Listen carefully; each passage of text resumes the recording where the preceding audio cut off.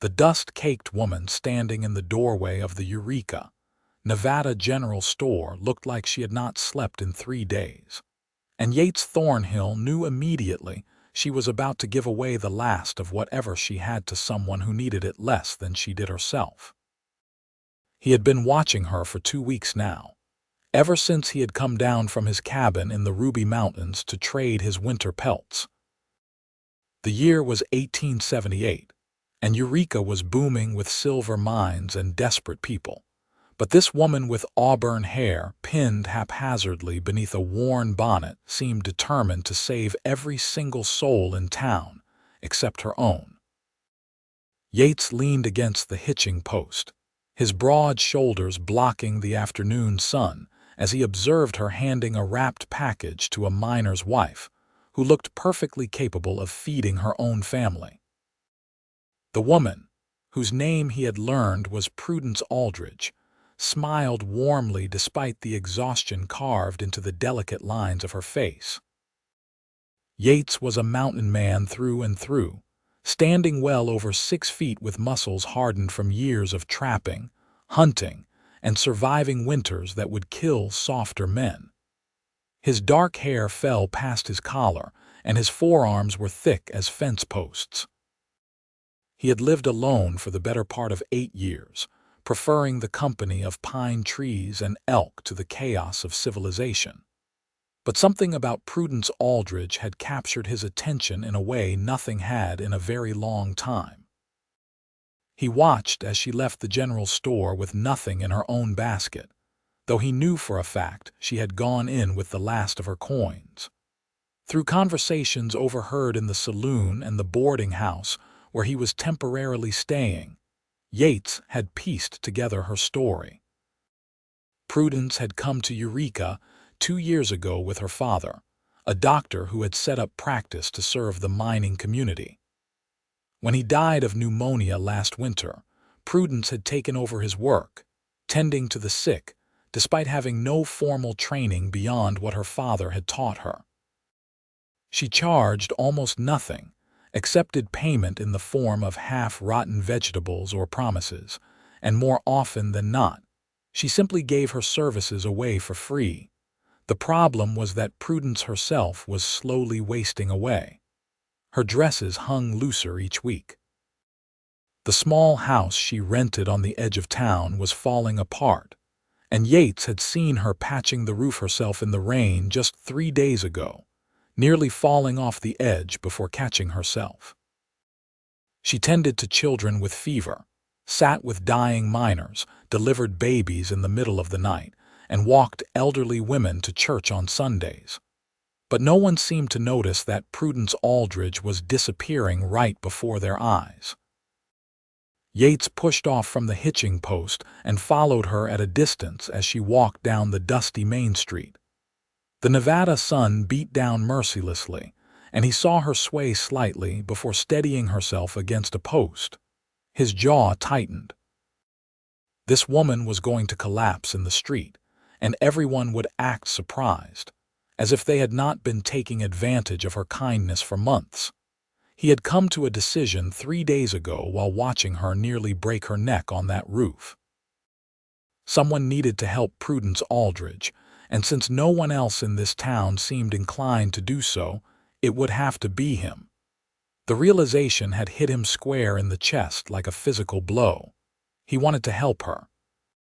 More than that, he wanted to know her, to understand what drove a woman to give everything of herself until there was nothing left. And if he was being honest with himself, which he always tried to be, he wanted to see her smile directed at him instead of at the ungrateful townspeople who bled her dry. Prudence turned down a side street toward her small house, and Yates followed, his boots loud on the wooden sidewalk. She must have heard him because she turned, her hand going to her chest in surprise. "Oh," she said, her voice soft and a little breathless. "You startled me." Up close, Yates could see the purple shadows beneath her green eyes and the way her dress, though clean and carefully mended, had been let out and taken in so many times the seams were nearly threadbare. She was beautiful in a way that had nothing to do with her physical appearance, though he found her lovely despite the exhaustion. There was something luminous about her, a goodness that seemed to shine from within. "Madam," he said, removing his hat. His voice was rough from disuse, deeper than most men's. "Name is Yates Thornhill. I have been meaning to speak with you." Prudence looked uncertain, her eyes darting past him as if checking for an escape route. "I do not believe we have met, Mr. Thornhill. If you are unwell, I can certainly examine you, though I should tell you I am not a licensed physician. I do my best, but I am not sick," Yates interrupted. "I want to talk to you about your roof." She blinked at him, confusion crossing her features. "My roof? It is falling apart. I watched you try to patch it during the rainstorm. You nearly fell." A faint blush colored her pale cheeks. "I managed just fine, thank you. Is there something else I can help you with, Mr. Thornhill? I have several calls to make this afternoon. Mrs. Henderson is due to deliver any day now, and the Garrett boy has a terrible cough I want to check on." "When do you eat?" Yates asked bluntly. Prudence's eyes widened. "I beg your pardon. When do you eat?" he repeated. "When do you sleep? When do you do anything for yourself instead of running around this town taking care of everyone else?" She drew herself up, and Yates could see pride warring with exhaustion in her expression. "My personal affairs are none of your concern, Mr. Thornhill. Now, if you will excuse me." She tried to move past him, but Yates sidestepped, blocking her path. He was not trying to intimidate her, but he was a large man and he saw her swallow nervously. Still, she lifted her chin and met his eyes with a directness he admired. "Get out of my way," she said quietly. "Not until you listen to me," Yates replied. "I have been in town for 2 weeks, Miss Aldridge, and in that time I have watched you give away everything you have. I watched you hand your last coins to Mrs. Patterson in the general store not 20 minutes ago, and I know for a fact that woman's husband works steady in the mines. They do not need your charity, but you do." "How dare you?" Prudence whispered, her eyes suddenly bright with unshed tears. "You do not know anything about me or my circumstances.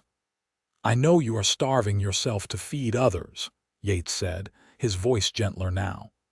"I know you are working yourself to death, and no one in this town seems to care enough to stop you. I know your roof leaks, your garden is dying because you do not have time to tend it, and you have not bought yourself a new dress in more than a year." "Stop it," Prudence said, her voice breaking. "Just stop. Why do you care? You are a stranger to me." That was the question, was it not?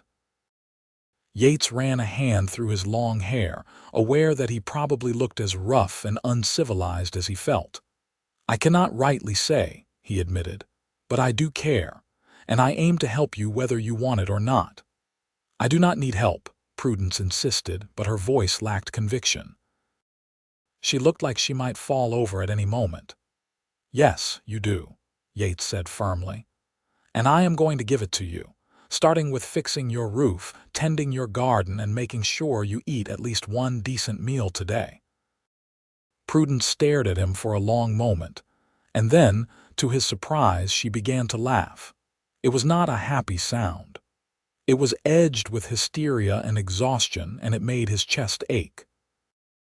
"You cannot just decide to take over someone's life, Mr. Thornhill," she said when she finally caught her breath. "That is not how the world works." "Maybe not," Yates agreed, "but I am going to try anyway. Now, are you going to let me walk you home, or am I going to have to follow you at a distance like some kind of criminal?" She studied him for a long moment, her green eyes searching his face as if trying to determine his intentions. Finally, she sighed, and her shoulders slumped in defeat.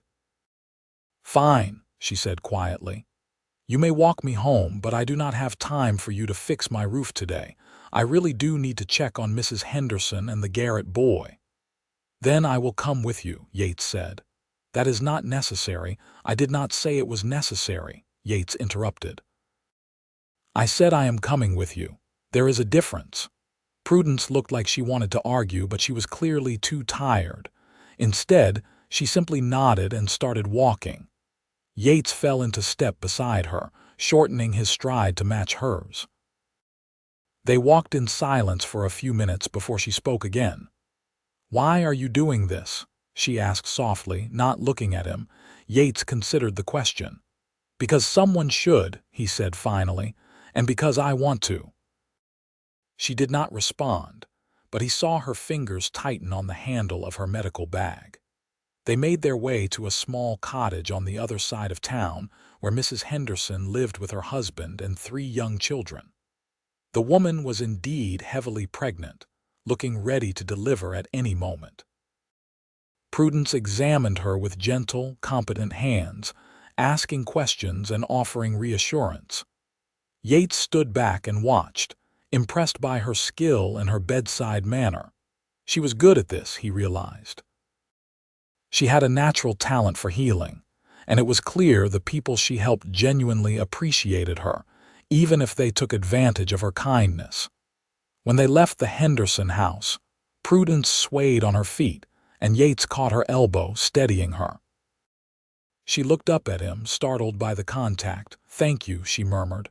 "When did you last eat?" Yates asked. Prudence pulled her arm from his grip and started walking again. "I had breakfast." "What did you have?" She hesitated. "Coffee?" "That is not breakfast," Yates said, his voice hard. "That is not even close to breakfast." "It was what I had available," Prudence said defensively. "I will have something more substantial this evening." "You will have something substantial right now," Yates corrected. "We are going to the restaurant and I am buying you a meal." "I cannot accept that," Prudence protested. "It would not be proper." "I do not particularly care about proper," Yates said. "You need to eat and I have money. Those 2 facts are all that matter." "Mr. Thornhill, Yates," he said. "Call me Yates. And you can argue all you want, but we are going to the restaurant. You can walk there on your own feet or I can carry you. Your choice." Prudence stopped dead in the street and stared at him. "You would not dare." Yates raised an eyebrow. "Try me." For a moment he thought she was going to refuse just out of sheer stubbornness. But then her stomach growled audibly, and she flushed with embarrassment. Yates pretended not to notice, gesturing toward the small restaurant at the end of the street. "Come on," he said, his voice gentler. "Let me do this one thing, please." Something in his tone must have gotten through to her because she nodded slowly. "One meal," she said, "and then you leave me alone." "We will see about that," Yates muttered, but he did not argue further. He placed his hand lightly on the small of her back, guiding her toward the restaurant. He could feel how thin she was even through the layers of her dress, and it made him angry at everyone in this town who had let her get to this state.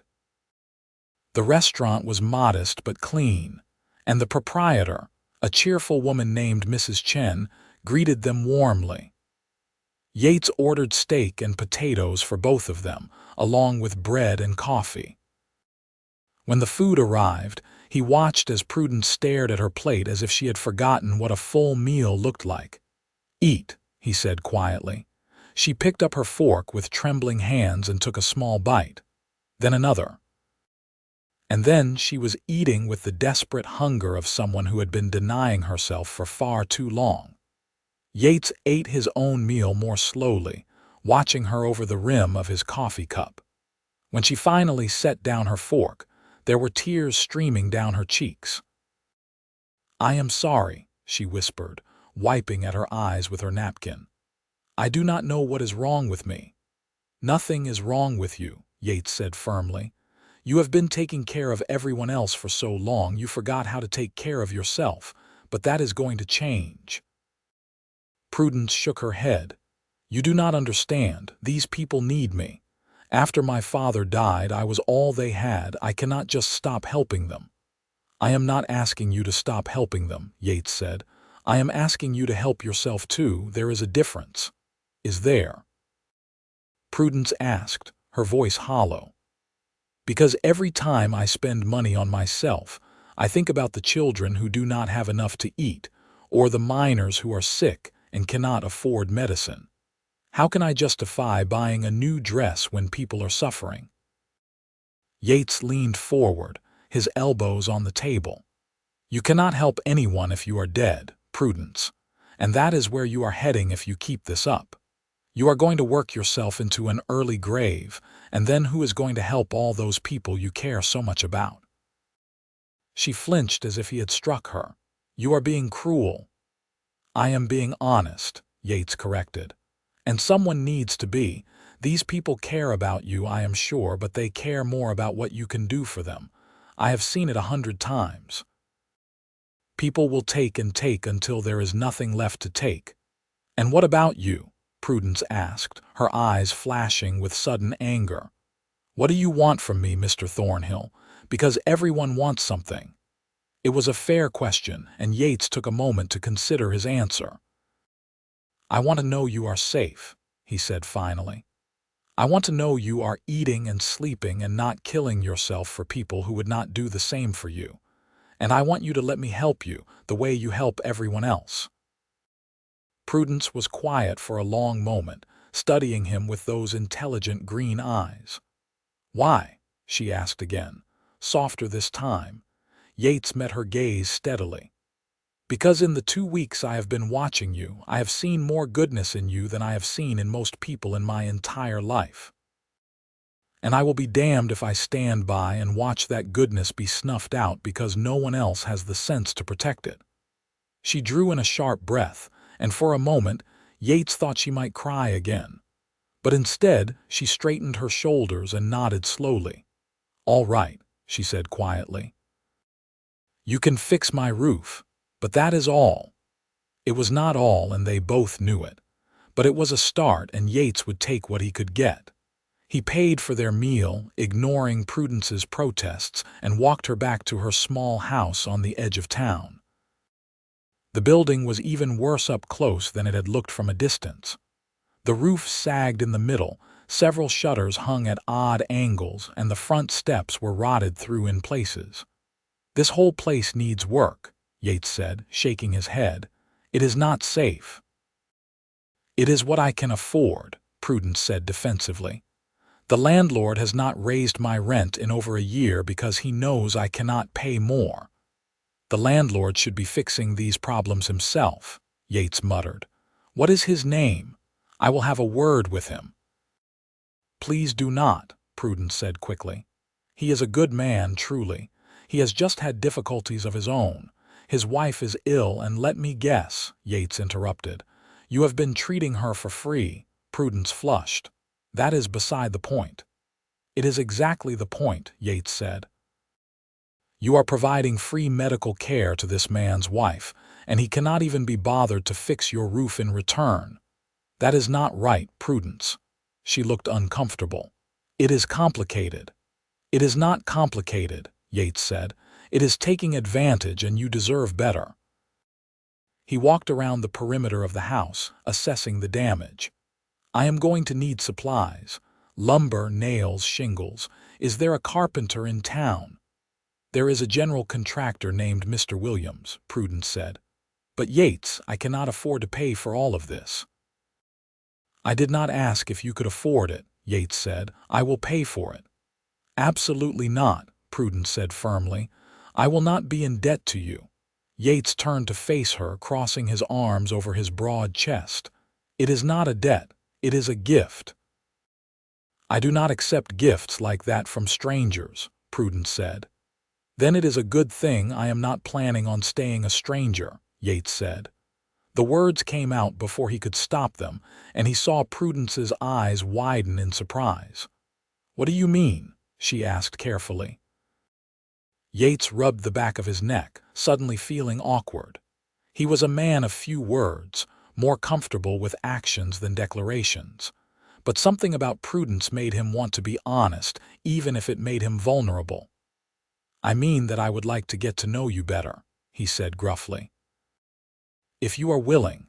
I'm not good with fancy words or courting rituals, but I know what I feel. And I feel something when I look at you, Prudence. Something I have not felt in a very long time." Prudence stared at him, her lips parted in shock. "You hardly know me," she whispered. "Then let me know you," Yates said. "Let me help you fix this house, and in return you can tell me about yourself, about your father, about why you came to Eureka, about what you want out of life. Let me be someone who gives to you for once, instead of the other way around." She looked torn, uncertainty and something that might have been hope warring in her expression.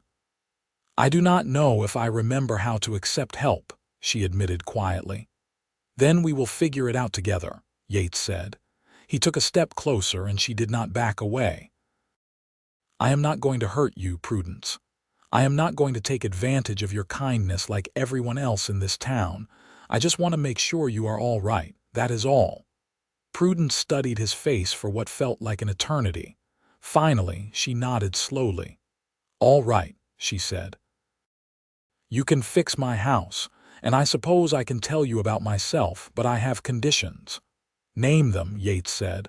"I still need to tend to my patients," Prudence said. "That is not negotiable." "Fine," Yates agreed. "But you are going to start charging fair prices, and you are going to stop giving away everything you have." Prudence opened her mouth to protest, but Yates held up a hand. "I am not saying you cannot be generous," he said. "But there is a difference between helping people and letting them take advantage of you. You can still provide care for those who truly cannot afford it, but you need to be smarter about it." She considered this. "All right," she said reluctantly. "What else?" "You are going to eat 3 meals a day," Yates said, "and I am going to make sure of it even if I have to cook them myself." "You can cook?" Prudence asked, sounding surprised. "I have been living alone in the mountains for 8 years," Yates said dryly. "If I could not cook, I would have starved to death long ago. So yes, I can cook. Not fancy, but it is edible."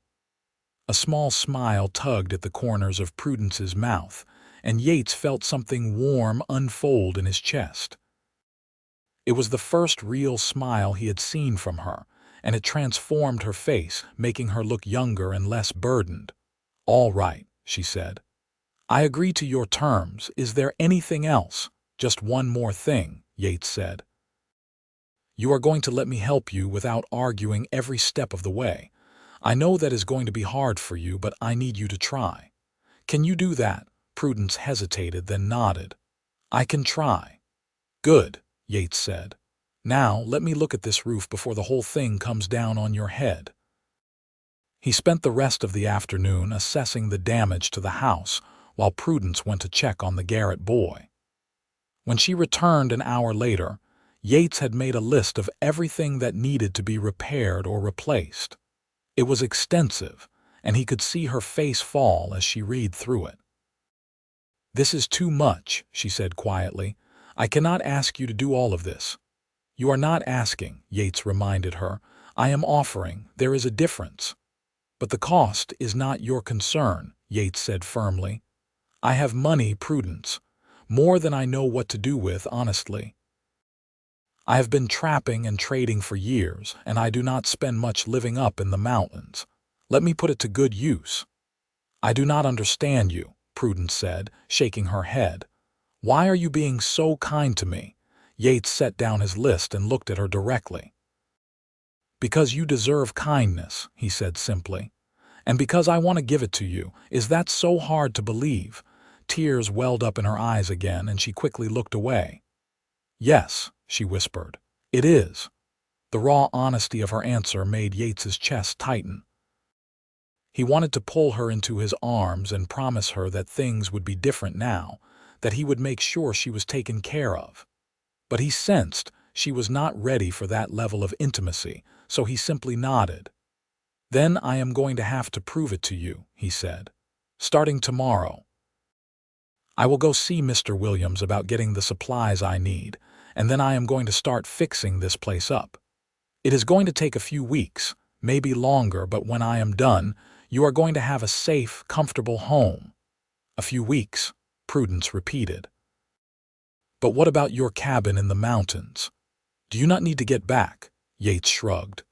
"It will still be there when I am done here, And honestly, I was getting tired of my own company anyway. It will be nice to have a project.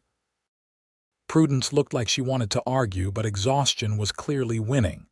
She swayed slightly on her feet and Yates caught her elbow again. "When did you last sleep?" he asked. "Last night," Prudence said, but her voice lacked conviction. For how long? She hesitated. "A few hours, Mrs. Henderson woke me at midnight because she was having pains.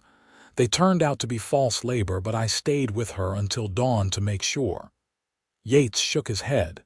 "You need to rest, right now." "I cannot," Prudence protested. "I still need to prepare medicine for the Garrett boy, and I promised Mrs. Baker I would visit her mother this evening. The medicine can wait an hour, and Mrs. Baker's mother will still be there in the morning," Yates said firmly. "You are going inside, and you are going to sleep. I will stand watch out here and make sure no one disturbs you." "That is ridiculous," Prudence said. "You cannot just stand outside my house for hours." "Watch me," Yates said. He opened her front door and gently but firmly guided her inside. The interior of the house was as shabby as the exterior, but it was clean and organized.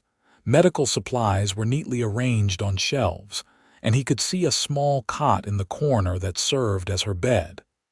"Lie down," he said. "Yates, this is absurd." "Lie down, Prudence," he repeated, his voice softer but no less firm.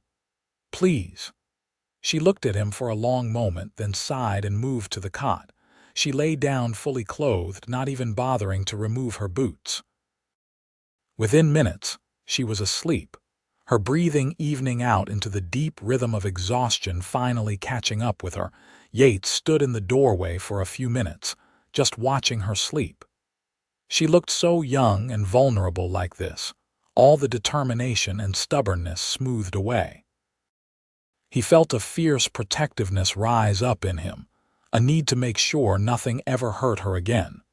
It was a dangerous feeling, one that scared him a little with its intensity, but he did not fight it. He had learned long ago to trust his instincts, and his instincts were telling him that Prudence Aldridge was important, that she was someone worth fighting for. He closed the door quietly and settled himself on the front steps, his back against the railing. True to his word, he stayed there for the next 3 hours, turning away 2 people who came looking for Prudence's help. He explained that she was resting and could not be disturbed, and when they tried to insist it was urgent, he gave them a look that made it clear he was not to be argued with. Both visitors left quickly, though not without grumbling. When Prudence finally emerged from the house, the sun was setting, painting the sky in shades of orange and pink. She looked better, more rested, though still too thin and too pale. "You really stayed out here the whole time," she said, sounding surprised. "I said I would," Yates replied, standing and stretching. His muscles were stiff from sitting, but it was a small price to pay. "Did anyone come by?" Prudence asked. "2 people. I sent them away." Prudence's eyes widened. "Yates, you cannot do that. What if it was an emergency?" "It was not," Yates said. "One was Mrs. Patterson wanting you to check on her son's scraped knee, and the other was Mr. Fowler wanting more of that liniment you make for his back. Neither were life or death situations. But they needed help, and they can wait until tomorrow," Yates said firmly. "You needed rest more than they needed immediate attention. You are going to have to start setting boundaries, Prudence. Not everyone's wants constitute your emergency." She looked troubled but did not argue. "I suppose you are right," she said quietly. "It is just difficult." "I know," Yates said, "but you will get better at it with practice. Now, have you eaten since this afternoon?" Prudence shook her head. "I am not particularly hungry." "That is too bad because we are having dinner anyway," Yates said. "There is a boarding house down the street that serves supper. We are going." "I should really prepare that medicine for the Garrett boy," Prudence protested weakly. "After dinner," Yates said. "Come on." And this time, I am not taking no for an answer. Prudence sighed but followed him down the street to the boarding house. The evening meal was simple but hearty, and Yates made sure Prudence ate every bite on her plate. They talked as they ate, and slowly, Yates began to learn more about the woman who had captured his attention so completely. She told him about growing up in Boston, where her father had been a respected physician. When her mother died 5 years ago, her father had been devastated, and he had eventually decided to move west, seeking a fresh start. They had ended up in Eureka, where the mining community desperately needed medical care. Her father had been happy here, had felt like he was making a real difference. And then last winter, he had caught pneumonia while making house calls during a blizzard. He had died within a week, leaving Prudence alone and adrift. "I thought about going back to Boston," Prudence admitted. "But I had no one there anymore. All our family was gone, and Father's medical practice had been sold to pay debts. So I stayed here. These people had come to depend on us, and I felt like I owed it to my father's memory to continue his work." "That is admirable," Yates said. "But your father would not have wanted you to sacrifice yourself the way you have been." Prudence smiled sadly. "No, he would not have. He was always telling me to be more selfish, to think of my own needs, but I never could. It felt wrong somehow to take care of myself when there were so many others who needed help." "It is not wrong," Yates said gently. "It is necessary. You cannot pour from an empty cup." Prudence. She considered this. "Perhaps you are right. I have been running on empty for a while now, I suppose." "Then let me help you fill that cup back up," Yates said. "Let me take care of you the way you take care of everyone else." Prudence met his eyes, and Yates saw something shift in her expression. It was a softening, a letting down of walls he had not even realized she had built. "Why?" she asked quietly. "Why do you care so much?" It was the third time she had asked that question, and this time Yates decided to give her the full truth. "Because when I look at you, I see something rare," he said. "I see someone who is genuinely good, who helps people not because she wants something in return, but because it is the right thing to do. That kind of goodness is precious, Prudence, and it is worth protecting. But more than that, I care because I want to.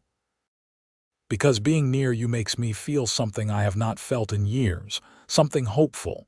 Prudence's breath caught, and her cheeks flushed pink. "I do not know what to say to that." "You do not have to say anything," Yates replied. "Just let me be here for you, that is all I ask." She nodded slowly, and Yates saw the sheen of tears in her eyes. "All right," she whispered. "I will try." After dinner, Yates walked Prudence back to her house and helped her prepare the medicine for the Garrett boy. He watched as she ground herbs with practiced efficiency, mixing them with other ingredients to create a syrup that would help ease the child's cough. She explained what she was doing as she worked, and Yates listened with interest. He knew a fair amount about medicinal plants from his years in the wilderness, but Prudence's knowledge was far more extensive and sophisticated. "My father taught me everything he knew," she said as she poured the syrup into a small bottle. "He wanted me to be able to help people even if I could never be a licensed doctor. Women are not allowed to attend medical school, you know." "That is ridiculous," Yates said. "You are as skilled as any doctor I have ever met, probably more so." Prudence smiled at the compliment. "Thank you, but there are limits to what I can do. I cannot perform surgery, and there are certain conditions I simply do not have the training to treat. I do my best, but sometimes it is not enough." "It is more than enough," Yates said firmly. "You have saved lives, Prudence. That matters." She looked at him with such gratitude that it made his chest ache. "Thank you for saying that. Sometimes I feel like I am just fumbling in the dark, hoping I do not make things worse." "You are not fumbling," Yates assured her. "You are helping, and that is what matters." When the medicine was prepared, Yates offered to deliver it to the Garrett house so Prudence could rest. She hesitated but finally agreed, giving him detailed instructions on how much the boy should take and when. Yates made the delivery, exchanging brief words with Mrs. Garrett, who seemed surprised to see him but accepted the medicine gratefully. When he returned to Prudence's house, he found her sitting on the front steps, looking up at the stars. The Nevada sky was clear and vast, the stars so bright they seemed close enough to touch. Yates sat down beside her, careful to leave a respectful distance between them. "Beautiful night," he said. "Yes," Prudence agreed. "I do not take enough time to just sit and look at the sky. There is always so much to do." "Maybe that needs to change too," Yates suggested. Prudence glanced at him.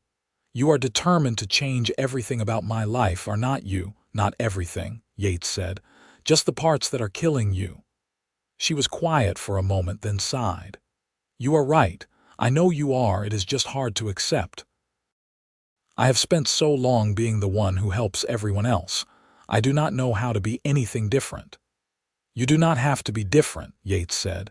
"You just have to be smarter about how you help, and you have to let other people help you too. People like you."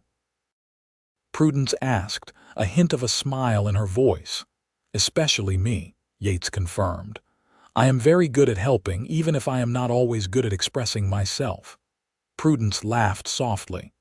"You express yourself just fine, Yates. Better than fine, actually. You are more honest than most people I have met." "Honesty is important," Yates said, "especially when it comes to feelings. Life is too short for games." "I agree," Prudence said. She was quiet for a moment, then added, "Can I ask you something?" "Anything." "Why did you leave civilization and go live in the mountains?" Yates leaned back on his elbows, considering the question. "I got tired of people," he said bluntly. "Tired of the noise, the crowds, the constant demands. After my parents died, I did not have much tying me to town life anymore. So I packed up and headed into the mountains. Figured I would give trapping a try, see if I could make a living off the land." "And could you?" Prudence asked. "Yes," Yates said. "Turns out I am pretty good at it. The pelts I bring in fetch good prices, and I have enough saved up that I could probably stop working altogether if I wanted to. But I like the work, like the solitude, or at least I thought I did." "What changed?" Prudence asked softly. Yates turned his head to look at her. "You did." The words hung in the air between them, heavy with meaning. Prudence's lips parted in surprise, and Yates saw her swallow hard. "Me," she whispered. "You," Yates confirmed. "I came to town planning to trade my pelts and head back up the mountain. Should have been gone a week ago. But then I saw you and I could not leave. Could not stop watching you, could not stop thinking about you. And the more I watched, the more I realized I did not want to go back to being alone." "Yates," Prudence breathed, and there was something wondering in her voice. "I know it is fast," Yates said. "I know we hardly know each other, but I have lived long enough to know when something feels right, and this feels right. You feel right. And if you will let me, I want to see where this goes. I want to get to know you, really know you, and I want you to know me." Prudence was quiet for so long that Yates started to worry he had said too much, pushed too hard. But then she reached out and placed her hand over his, her fingers small and delicate against his calloused palm. "I would like that," she said quietly. "I would like that very much." Relief flooded through Yates, so powerful it made him dizzy. He turned his hand over, lacing his fingers through hers, and they sat like that for a long time, holding hands and watching the stars wheel slowly across the sky. Over the next few weeks, Yates threw himself into repairing Prudence's house with the same single-minded determination he brought to everything in his life. He bought lumber and shingles, nails and tools, and he worked from dawn until dusk, rebuilding the roof, fixing the shutters, replacing the rotted steps. Prudence protested the expense repeatedly, but Yates ignored her. He had more money than he needed, and spending it on her felt better than anything he had bought for himself in years. As he worked, Prudence went about her usual routine of caring for the sick and injured. But with Yates's encouragement, she started setting boundaries. She began charging fair prices for her services, and she stopped giving away everything she owned. It was difficult for her at first, and Yates could see the guilt eating at her every time she turned someone away or asked for payment. But gradually, she started to see the benefits. She was eating better, sleeping more, and the exhaustion that had been carved into her face began to ease. True to his word, Yates made sure she ate 3 meals a day. Sometimes they ate together at the boarding house or the restaurant, and sometimes Yates cooked for her. His food was simple, mostly meat and potatoes and vegetables, but it was filling and nutritious, and Prudence began to gain weight, her dresses filling out properly again. They spent their evenings together, talking and getting to know each other. Yates told her about his life in the mountains, about the animals he encountered and the harsh beauty of winter in the high country. Prudence told him about her childhood in Boston, about her parents, and the education her father had given her. They discovered they had more in common than either had expected. Both were orphans, both were fiercely independent, and both had spent so long taking care of themselves that the idea of relying on someone else was foreign and frightening. But slowly, they learned to trust each other. Prudence learned to accept Yates's help without feeling guilty, and Yates learned to open up about his feelings, to express the emotions he had kept locked away for so long. It was not always easy. There were moments of frustration and misunderstanding, times when Prudence's stubbornness clashed with Yates's protectiveness. But they worked through it, talking and compromising until they found a balance that worked for both of them. One evening, about 3 weeks after they had met, Yates finished the last of the repairs on Prudence's house. The roof was solid now, the shutters hung straight, and the steps were safe to walk on. He had even repaired the garden fence and helped Prudence plant new vegetables. Standing back and looking at his work, Yates felt a surge of satisfaction. The house was not fancy, but it was sturdy and safe, and Prudence would be warm and dry through the coming winter. Prudence came out to inspect his work, her eyes widening as she took in the transformation. "Yates," she breathed, "this is incredible. I cannot believe how much you have done." "Told you I would take care of it," Yates said, feeling oddly shy under her praise. Prudence walked around the perimeter of the house, running her hands over the new wood, testing the steps with her weight. When she came back to where Yates stood, there were tears streaming down her cheeks. "Hey," Yates said, alarmed. "What is wrong? Did I miss something?" "No," Prudence said, laughing through her tears. "Nothing is wrong. Everything is right. For the first time in so long, everything feels right. And it is because of you." She threw her arms around his neck, hugging him tightly. Yates froze for a moment, surprised by the sudden contact. Then his arms came up around her, pulling her close. She felt so small and fragile in his embrace, and yet so perfectly right, like she belonged there. He buried his face in her hair, breathing in the scent of lavender and herbs that always clung to her. "Thank you," Prudence whispered against his chest. "Thank you for everything you have done. Thank you for seeing me when no one else did. Thank you for helping me when I did not even know I needed help." "You do not have to thank me," Yates said, his voice rough with emotion. "I wanted to do it. I would do it again 100 times over." Prudence pulled back slightly, looking up at him. Her green eyes were bright with tears, but there was something else there too, something warm and tender that made Yates's heart race. "I think I am falling in love with you," she said softly. The words hit Yates like a physical blow, knocking the breath from his lungs. He stared down at her, hardly daring to believe what he had just heard. "You are," he managed to say. Prudence nodded. I know it is fast and maybe it is foolish, but I cannot help how I feel. You have changed my life, Yates. You have made me see that it is all right to accept help, that I do not have to carry everything alone. And more than that, you have made me happy. Really, truly happy. I did not even realize how unhappy I was until you came along and showed me what it felt like to be cared for. Yates's hands tightened on her waist. I am falling in love with you too, he said, the words coming easier than he had expected. Have been since the moment I saw you. You are the most extraordinary woman I have ever met, Prudence. And I want to spend the rest of my life making sure you know how extraordinary you are. Prudence's breath caught, and then she was rising up on her toes, her hands fisting in his shirt as she pulled him down to her. Their lips met in a kiss that was tender and sweet and full of promise.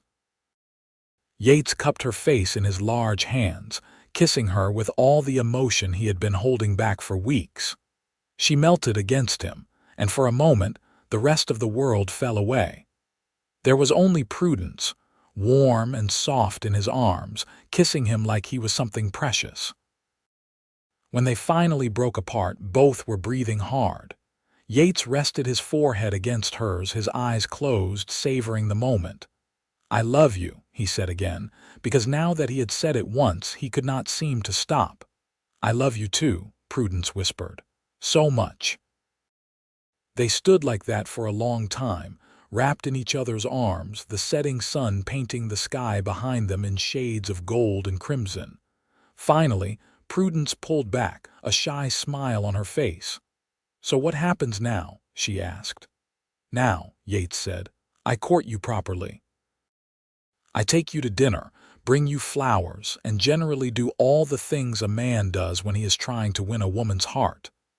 You already have my heart, Prudence pointed out. Then I will work on keeping it, Yates said. And eventually, if you will have me, I will marry you. Prudence's eyes widened. Marry me? Is that so surprising? Yates asked. I told you I want to spend the rest of my life with you. Marriage seems like the natural next step. But what about your cabin in the mountains? Prudence asked. What about your trapping? Would you really give all that up to stay here in town with me? Yates considered the question seriously.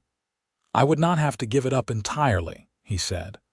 I could still go up to the mountains during trapping season, maybe spend a few weeks or a month up there. But the rest of the time I would be here with you. This would be my home, you would be my home. And what about me? Prudence asked. What about my work here? I cannot just abandon these people, Yates. They depend on me. I would never ask you to, Yates assured her. You can keep helping people. I just want to make sure you are taking care of yourself too, and I want to be there to support you, to help you carry the burden. We would be partners, Prudence, in everything. Prudence's eyes filled with tears again, but she was smiling. That sounds wonderful, she whispered. That sounds absolutely wonderful. Is that a yes? Yates asked. Are you saying you will marry me? Prudence laughed. I thought you said you were going to court me properly first.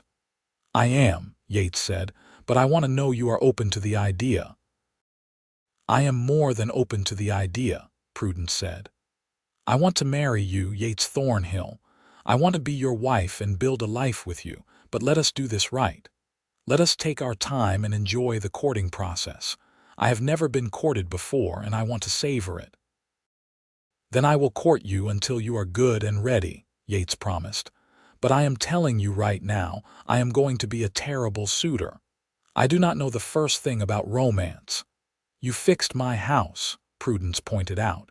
You made sure I was eating and sleeping. You stood guard outside my door so I could rest. That is the most romantic thing anyone has ever done for me. Then you have had a very unromantic life, Yates said dryly. Prudence laughed, and the sound was like music to Yates's ears. She looked so different now from the exhausted, half-starved woman he had first met. There was color in her cheeks, light in her eyes, and a happiness that seemed to radiate from within.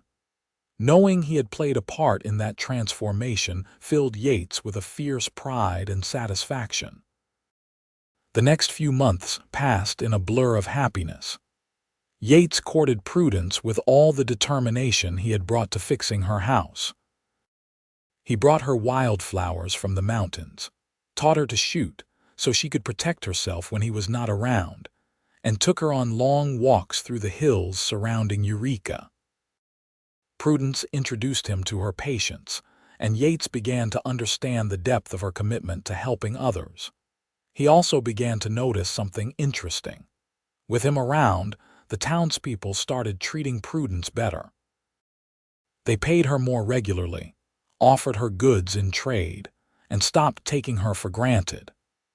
It was as if his presence, his obvious protectiveness of her, had made them realize she was valuable and deserved to be treated with respect. In November, just as winter began to settle over Nevada, Yates asked Prudence to marry him officially. He did it properly this time, getting down on one knee in the middle of her newly repaired garden and offering her a simple gold band he had bought from the jeweler in town.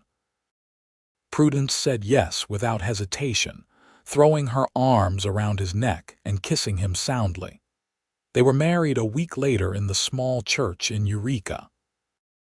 The entire town turned out for the wedding, and Yates was surprised to find that many of the people he had initially judged as selfish and ungrateful genuinely cared about Prudence.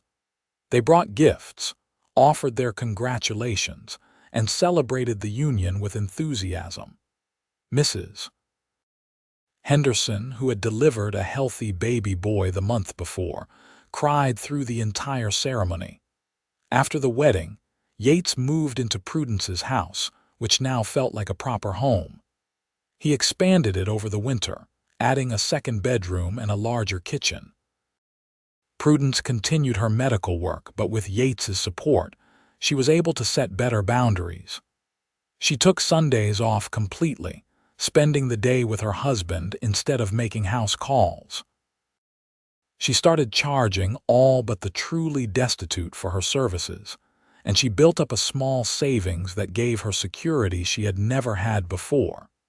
Yates found that he liked town life more than he had expected. He did not trap that first winter, choosing instead to stay with Prudence and help her with her work. He discovered he had a talent for dealing with difficult patients and their families, and he often accompanied Prudence on her calls, carrying her medical bag and providing a calm, steady presence that she found invaluable. But he still missed the mountains, and the following spring, he made his first trip back to his cabin. He was gone for 3 weeks, and when he returned, Prudence threw herself into his arms with such force he nearly toppled over. "I missed you," she said, her voice muffled against his chest. "I missed you too," Yates replied, holding her tight, "but I am home now, and I am not going anywhere for a long time." They fell into a comfortable rhythm after that. Yates would spend a few weeks in the mountains during trapping season, and the rest of the year, he would be in Eureka with Prudence. It was the best of both worlds, giving him the solitude he occasionally craved while ensuring he could be with the woman he loved. In the summer of 1879, Prudence discovered she was pregnant. She told Yates one evening as they sat on their front porch watching the sunset. He was so shocked he could not speak for a full minute. Then he picked her up and spun her around, laughing with pure joy. "We are going to have a baby," he said, as if he could not quite believe it. "We are," Prudence confirmed, laughing with him. "Are you happy?" "Happy does not even begin to cover it," Yates said. He set her down gently, his hands going to her still flat stomach. "A baby, our baby." "Are you scared?" Prudence asked. "Terrified," Yates admitted, "but also excited. We are going to be good parents, Prudence. I know we are." "I hope so," Prudence said. "I have delivered dozens of babies, but the idea of having my own is completely different. What if something goes wrong? What if I am not a good mother?" "You are going to be an amazing mother," Yates said firmly.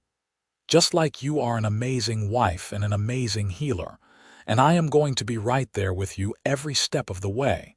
We are going to do this together." Prudence's pregnancy was not easy. She suffered from severe nausea in the early months, and as she grew larger, the physical demands of her work became increasingly difficult. But Yates was there to help, taking on more and more of her duties, until she was forced to admit she needed to slow down. For the last 2 months of her pregnancy, she stopped making house calls entirely, seeing patients only at their home. Yates handled all the emergencies, following Prudence's instructions and learning more about medicine than he had ever thought possible. Their son was born in March of 1880, a healthy, squalling baby with his father's dark hair and his mother's green eyes. They named him Samuel, after Prudence's father, and Yates thought his heart might burst from the love he felt the first time he held his son in his arms. "He is perfect," Yates whispered, staring down at the tiny face. "He really is," Prudence agreed, exhausted but radiant. "We made him, Yates. We made this perfect little person." "You did most of the work," Yates said, leaning down to kiss her forehead. "You are incredible, Prudence. I am in awe of you." Parenthood was both harder and more rewarding than either of them had anticipated.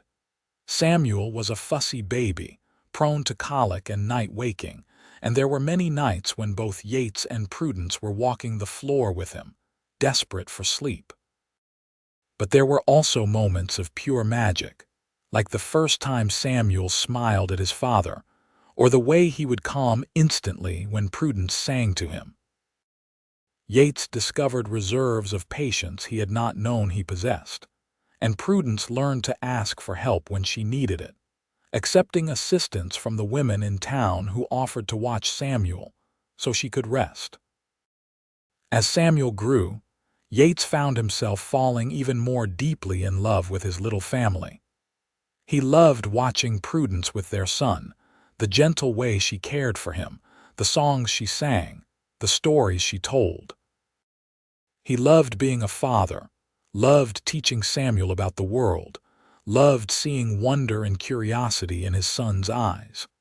And he loved his wife more with each passing day, marveling at her strength and kindness, and the way she balanced being a mother, a healer, and a partner.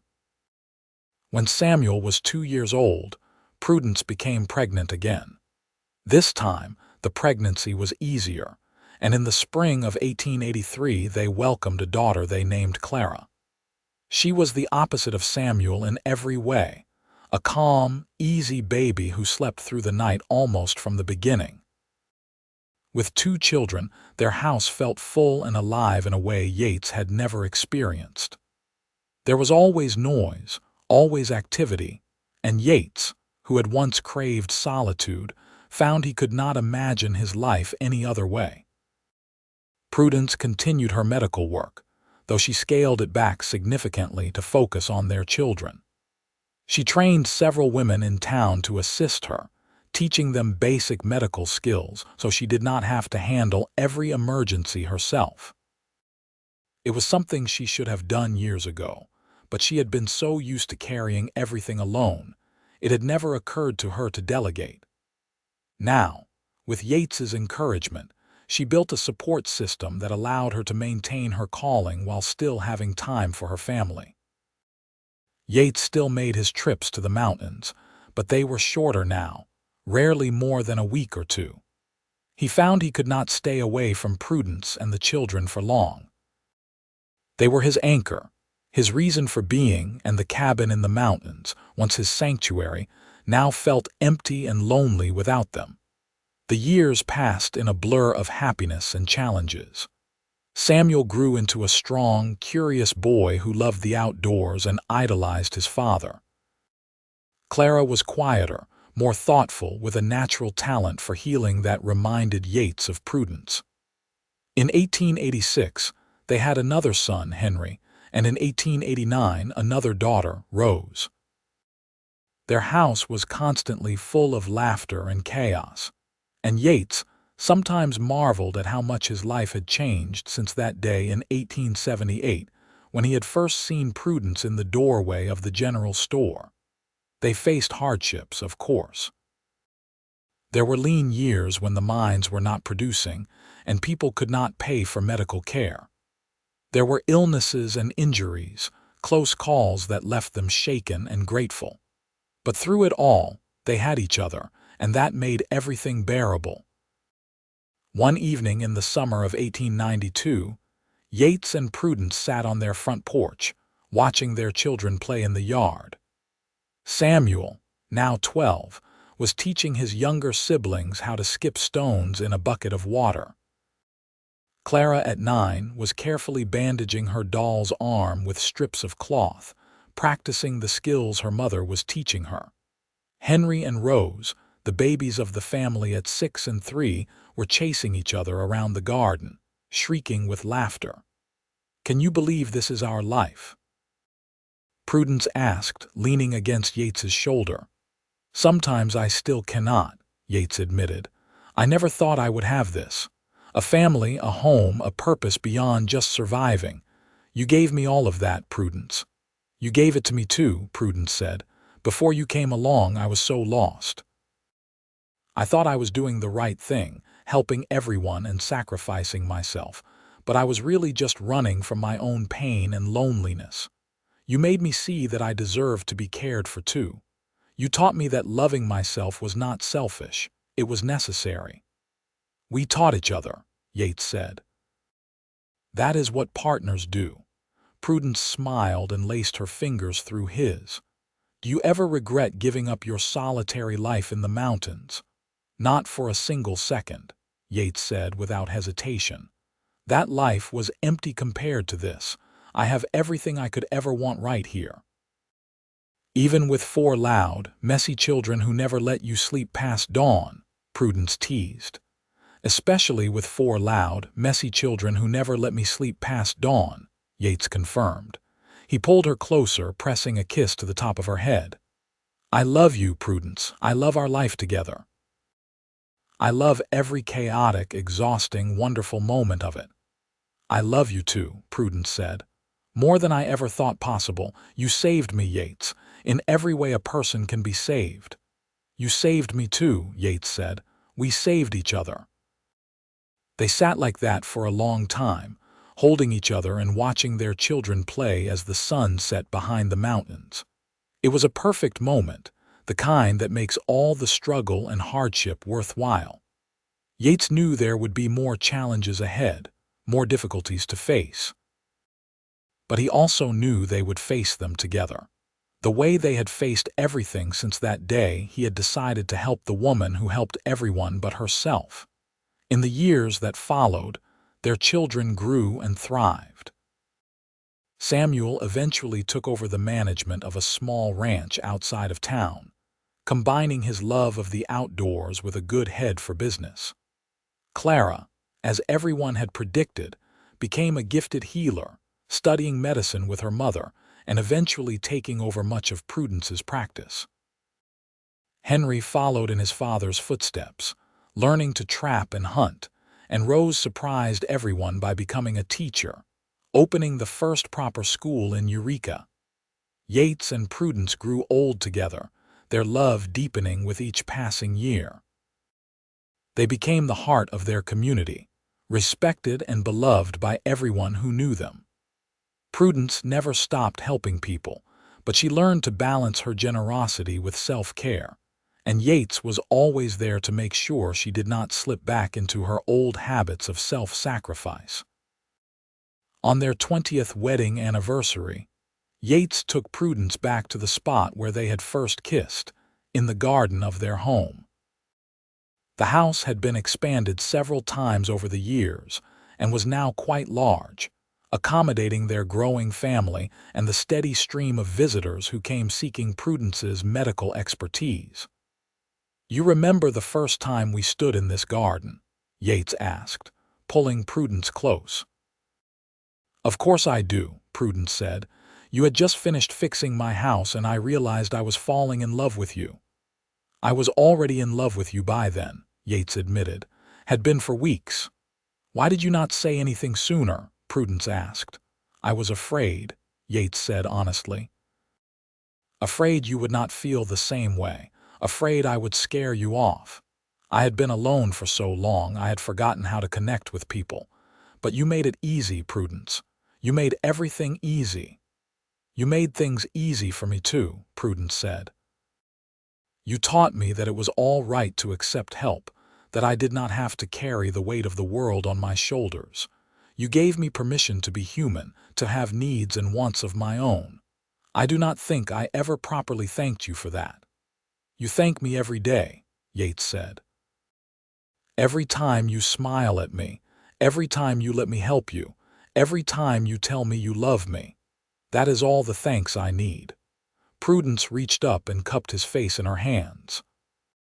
His hair was streaked with gray now, and there were lines around his eyes, but to her, he was as handsome as the day they had met. "I love you, Yates Thornhill," she said. "With everything I am, I love you." "And I love you, Prudence Thornhill," Yates replied. "Now and forever." They kissed then, a long, sweet kiss that held 20 years of love and partnership and mutual support. When they finally broke apart, both were smiling. "Here is to another 20 years," Prudence said. "And another 20 after that," Yates added. "I plan on spending the rest of my life with you, however long that may be." "Then we are agreed," Prudence said. "Together always." "Together always," Yates echoed. As the sun set behind the mountains, painting the Nevada sky in shades of gold and crimson, Yates and Prudence stood in their garden, surrounded by the life they had built together. It was a life full of love and laughter, challenges and triumphs, and the deep, abiding satisfaction of knowing they had found their place in the world. Yates had come down from his mountain to save a woman who was slowly sacrificing herself for others, and in doing so, he had found his own salvation. Prudence had learned that accepting help was not a weakness but a strength, and that she deserved to be cared for as much as she cared for others. Together, they had created something beautiful and lasting, a legacy of love that would continue through their children and their children's children. Years later, when Yates was in his 70s and Prudence in her 60s, they would sit on that same porch and watch their grandchildren play in the yard. They would hold hands and remember the early days of their courtship, the challenges they had overcome, and the love that had sustained them through it all. And they would know, with absolute certainty, that choosing each other had been the best decision either of them had ever made. Yates never regretted coming down from his mountain, and Prudence never regretted letting him into her life. They had saved each other, healed each other, and built a life together that was richer and more fulfilling than either had ever imagined possible. It was a love story for the ages, set against the harsh but beautiful backdrop of the Wild West, a testament to the power of kindness, the importance of self-care, and the transformative nature of true love. In the end, that was all that mattered. They had found each other when they both needed it most, and they had held on tight, refusing to let go no matter what challenges life threw at them. Their love had started with a simple observation, a mountain man seeing a woman who helped everyone but herself, and deciding that someone needed to finally help her.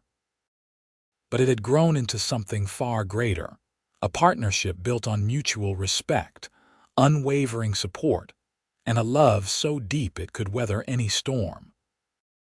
As Yates held Prudence close on that anniversary evening, the same way he had held her countless times over the past 20 years, he knew that this was what life was all about.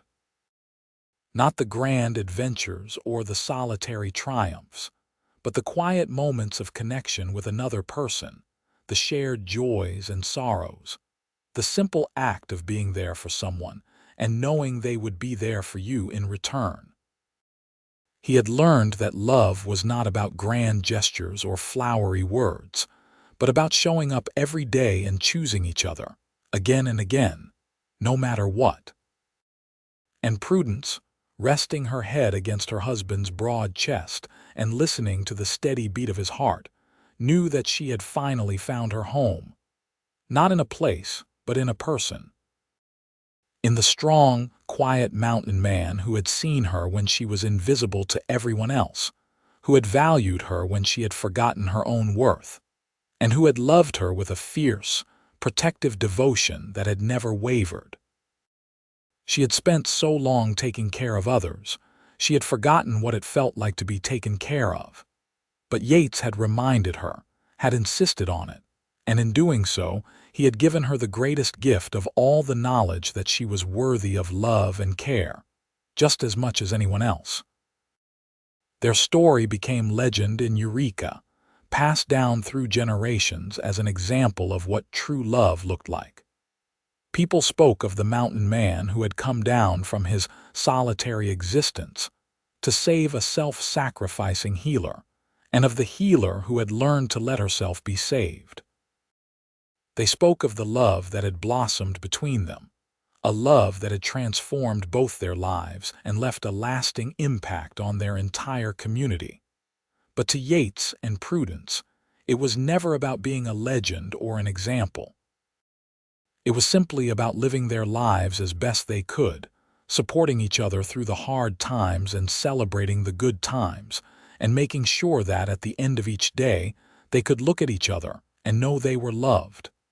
That was enough. That was everything. As they grew older, their love only deepened. They were partners in the truest sense of the word, equal and complementary, each bringing their own strengths to the relationship and supporting each other through their weaknesses. Yates remained Prudence's protector and champion, but he also learned to be vulnerable with her, to share his fears and doubts, and let her comfort him in return.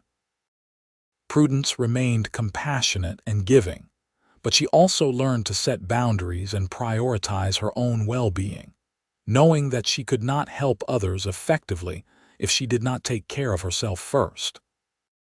When they finally passed, years later within months of each other, as often happens with couples who have shared a deep bond, they left behind a legacy of love that continued to inspire everyone who had known them.